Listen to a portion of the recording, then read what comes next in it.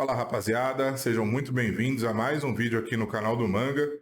Nesse vídeo eu queria trazer um debate aqui para vocês, uma reflexão, enfim, uma análise a respeito do primeiro jogo do Palmeiras, do primeiro jogo do Corinthians e do jogo do Flamengo. Primeiro, quero deixar bem claro para vocês que eu não sou um especialista de futebol, eu sou um torcedor, assim como você. Não tenho a pretensão de saber mais do que alguém, não tenho a pretensão de ensinar para ninguém futebol. As coisas que eu vou dizer aqui são as coisas que eu observo como torcedor, como amante do futebol e não necessariamente a verdade absoluta. Então é isso, é um debate de opiniões a respeito do que a gente viu nessa primeira rodada e eu vou expor a minha aqui e vocês podem expor a de vocês nos comentários. Quero começar com o jogo do Palmeiras, que eu acho que é o meio do caminho entre Corinthians, por exemplo, e entre Flamengo. E por que Corinthians e Flamengo? O Flamengo, porque é o time que o Palmeiras rivaliza hoje, para mim é o time que tem melhor qualidade técnica hoje dentro do Brasil. E o Corinthians é o maior rival aqui de São Paulo do Palmeiras. É o maior rival histórico do Palmeiras, está se reforçando, tem técnico novo, tem muita previsão e buchicho de chegada do Tite no meio do ano para assumir o Corinthians. Então, por isso eu escolhi esses dois times para analisar junto ao Palmeiras também nessa primeira rodada. Cara, o jogo do Palmeiras, primeira rodada, a gente entende, os caras estão voltando e tudo mais, mas vamos lá, é o São Bento. É o São Bento. Uma equipe muito fraca tecnicamente, não tem nem como comparar o investimento que o Palmeiras faz com o investimento do São Bento, folha salarial, estrutura e tudo mais. Vontade, os caras igualaram na vontade, isso é fato, e vão sempre igualar. Quando uma equipe menor jogar contra o Palmeiras, jogar contra o Flamengo, jogar contra o Grêmio, contra o Corinthians, contra o Atlético Mineiro, os caras vão igualar na vontade, vão correr. Mas a gente sabe que aí a qualidade técnica do maior investimento tem que sobressair. E na realidade não foi bem isso que eu vi. Apesar do Palmeiras ter dominado sim a partida, com poucas exceções, que o São Bento atacou o Palmeiras e ofereceu até um certo perigo, principalmente no começo do jogo, numa bola alçada na área, o Everton já faz grande defesa. O Everton, para mim, foi um dos destaques dessa partida do Palmeiras, junto com o Dudu. Mas assim, no modo como eu vi do Palmeiras, vejo que vai ser um time competitivo como era o ano passado. Isso parece que está já dentro dessa equipe. O Abel conseguiu implantar essa competitividade dentro desse Palmeiras. Mas eu enxergo ainda um Palmeiras muito pobre criativamente falando. Eu não consigo entender esse esquema do Palmeiras quando está com a bola, que faz uma linha praticamente de 4 jogadores lá na frente. A gente pode ver muitas vezes tem o Dudu, Endrick, tinha o Rony e tinha muitas vezes até o Piquerez chegando lá pela esquerda, praticamente ali fazendo uma linha lá na frente com 4 caras. E essa bola praticamente não passa pelo meio. O Palmeiras avança suas linhas, mas não tem um meia, não tem um jogo pelo meio, não tem aproximação, não tem tabela. A bola é sempre pelas laterais, a jogada é sempre pelas laterais e cruzamentos na área. Nesse jogo, o Dudu foi o destaque do Palmeiras jogando com a bola no pé, porque a bola era sempre no Dudu, do tipo assim, toca no Dudu, e o Dudu vai para a individualidade tentar resolver, mas nem sempre o cara consegue. Olha que nesse jogo ele conseguiu levar a melhor várias vezes sobre a defesa do São Bento.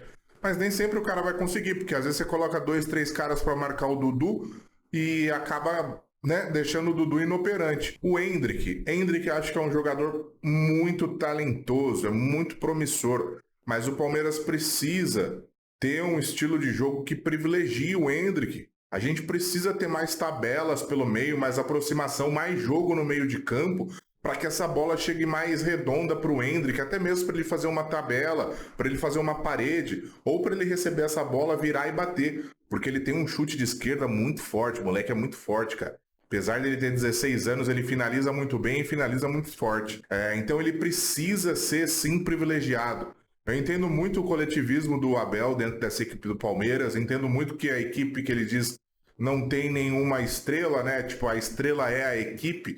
Mas quando a gente tem jogadores diferentes, como é o caso do Dudu, como é o caso do Endrick, a gente tem que tentar privilegiar o futebol desses caras. A gente tem que montar um esquema que potencialize esses caras, porque eles são os diferenciais. Aí a gente teve a ausência do Danilo no meio-campo, que a gente sentiu muito essa ausência do Danilo, afinal de contas, O Jailson volta de lesão depois de um ano praticamente parado, mas a qualidade entre Danilo e entre Jailson é muito grande. Na saída de jogo, o Danilo dava uma qualidade que a gente percebe agora, principalmente agora, na ausência dele. Na questão de marcação, eu até acho que o Jailson é a dele.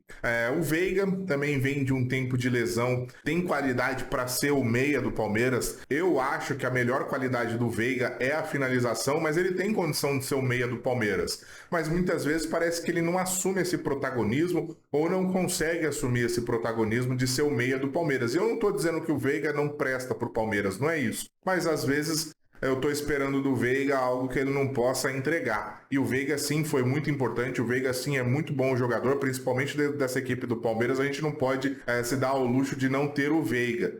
Mas eu esperava do Veiga um pouco mais, que ele fosse talvez o meia que a gente não tem. Ainda mais na ausência do Scarpa, né? Mostrou como a gente, sem o Scarpa, perde muito. E mesmo assim, a bola aérea ainda continuou sendo a força maior do Palmeiras. Tanto que o gol anulado do Jailson foi de um cruzamento, o gol anulado do Dudu foi de outro cruzamento do menino. Lance do VAR, cara, eu vou falar pra vocês. Mas acho muito pouco pra gente também ficar reclamando de um gol anulado contra o São Bento. Entendo a parte física, mas eu senti que faltou criatividade. Senti que o Palmeiras vai ser uma equipe competitiva, mas uma equipe parece que é muito previsível, sabe? Roda a bola para lá, para cá, tenta chegar nas pontas e jogar para dentro da área. Então, acho que a gente precisa se reforçar para disputar essa temporada aí. Acho que a gente precisa ter mais qualidade, mais criatividade e mais aproximação, mais jogo pelo meio. Agora uma análise rápida a respeito do jogo do Corinthians que eu vi. O Corinthians jogou sem o Renato Augusto, o Corinthians jogou sem o Yuri Alberto. A gente pode colocar o Yuri Alberto também como uma das principais peças, se não a principal peça do Corinthians, pela qualidade técnica que ele demonstrou ser um bom jogador, e também pelo esforço que o Corinthians fez em contratar esse cara, por toda a engenharia financeira que foi feita, de ceder parte de alguns atletas e tudo mais. E eu vi um Corinthians que parece um pouco desorganizado, tem bons valores, o Fausto Vera é um bom volante, é um cara que marca bem, que tem boa saída de jogo. Tem o Duqueiroz também, que apareceu muito caindo pela direita, é um jogador interessante também, minimamente interessante, que vai servir bem a essa equipe do Corinthians. Mas no mais, o Corinthians foi bem pobre assim também de criatividade, de volume de jogo. Assustou pouquíssimas vezes a equipe do Bragantino e que teve o Cássio como principal jogador do jogo pro Corinthians. O Cássio mais uma vez fecha o gol e impede com que o Corinthians tivesse levado o gol mais cedo do que levou. E pelo lado do Bragantino, o Bragantino tomou as ações do jogo. Acho que o Bragantino teve um volume de jogo muito maior do que o do Corinthians, mas não também que o time do Bragantino seja, nossa, um baita timaço, cheio de craques, não. Pelo que eu vi do jogo de hoje, o time do Bragantino se resume a um cara, que é o camisa 7, o Arthur, que era ex-jogador do Palmeiras. Esse é o cara do Bragantino, é o faz-tudo do Bragantino. E o Flamengo, que eu assisti o jogo contra a Portuguesa, e aí muita gente pode falar também, pô, Manga, mas é contra a Portuguesa do Rio e tal, e não sei o quê. Pô, beleza. Mas eu acho que se jogar Portuguesa do Rio e São Bento, dá empate. Eu não sei quem que vai ganhar, quem que vai perder. Para vocês verem que, para mim, o nível das equipes é praticamente o mesmo.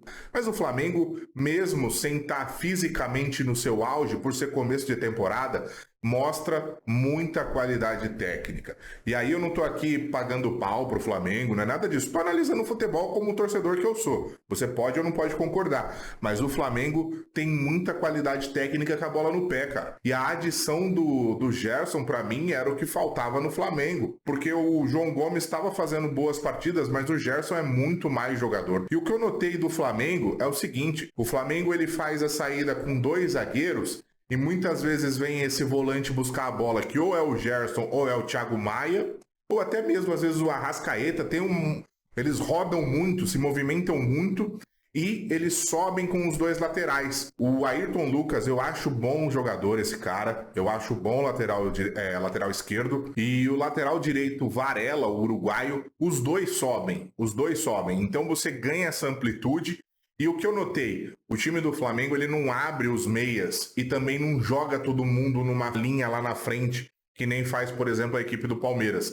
Os caras ficam mais pro meio de campo e se aproximam no setor onde a bola tá. E o que acontece com o atacante Gabigol e com o Pedro? O Pedro geralmente é o mais fixo, que fica mais lá na frente, mas ainda assim participa bastante do jogo até a intermediária. E o Gabigol tem movimentação livre. O Gabigol muitas vezes vem buscar essa bola, vem se movimentar próximo ao meio campo. Ele nunca fica parado lá na frente.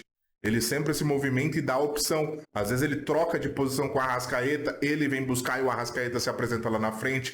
O Everton Ribeiro, que é um pouco mais lento, até devido à idade, mas tem muita qualidade. Hoje ele quase fez um golaço, que lembra o gol do Alex contra o São Paulo no Morumbi, que o Alex recebeu uma placa. Claro que não foi de chaleira, mas ele ia dando 2 chapéus também. Então, assim, o time do Flamengo tem muita qualidade técnica. E isso que não dá para ver ainda o trabalho do Vitor Pereira. A não ser nas alterações, que quando ele faz a alteração, coloca o Cebolinha e o Marinho, que ele não joga os caras abertos. Ele deixou até os caras um pouco mais pro meio, né? Para deixar esse corredor justamente pros laterais. Então, assim, tem muita qualidade técnica no Flamengo. Agora, é um time imbatível o Flamengo? Não é um time imbatível, porque a gente sabe que não existe essa de time imbatível. O Flamengo pode jogar com o Palmeiras agora no dia 28 e o Palmeiras pode conseguir encaixar um jogo ótimo contra o Flamengo, se defender bem e nos contra-ataques conseguir agredir o Flamengo. Mas assim, o Flamengo sobrou em campo. Para mim é o time mais técnico que tem hoje dentro do Brasil. Isso não significa que vai ganhar tudo, que vai levar de lavada, mas isso deixa o Flamengo muito mais próximo da vitória do que da derrota, porque é um time que adora jogar com a bola. Tem muita qualidade no seu meio-campo, tem um time muito bom. O que eu vejo é o seguinte: o Corinthians é o menos preparado desses 3. Nesse momento, para mim, o Corinthians ainda precisa um pouco mais de trabalho, de qualidade. O Palmeiras seria a equipe mais equilibrada em questão de trabalho, a equipe mais pronta em questão de trabalho, que talvez demonstre novamente a melhor regularidade durante a temporada, mas precisa de reforço, precisa de qualidade. E acho até, no meu modo de enxergar de torcedor, que precisa de uma variação no seu estilo de jogo. Precisa de mais jogo pelo meio campo, de mais aproximação e de mais tabela. E o Flamengo, para mim, é disparado a equipe mais técnica do Brasil hoje.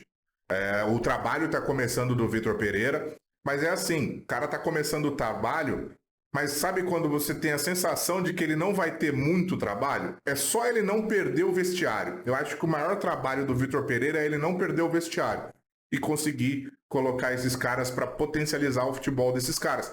Mas parece que os caras, por jogarem junto há tanto tempo também, porque a gente não percebe, mas esses caras, a maioria desses caras estão jogando juntos já há 2 anos, 1 ano e meio, 2 anos, e o caso até de 3 anos. Eles se conhecem muito bem, os caras se movimentam muito bem dentro de campo, buscam um ao outro, tem muita qualidade individual, técnica dentro da equipe do Flamengo. Então é isso, rapaziada. Espero que você tenha gostado do vídeo. Se você gostou, deixa o like, se inscreva e ativa o sininho das notificações.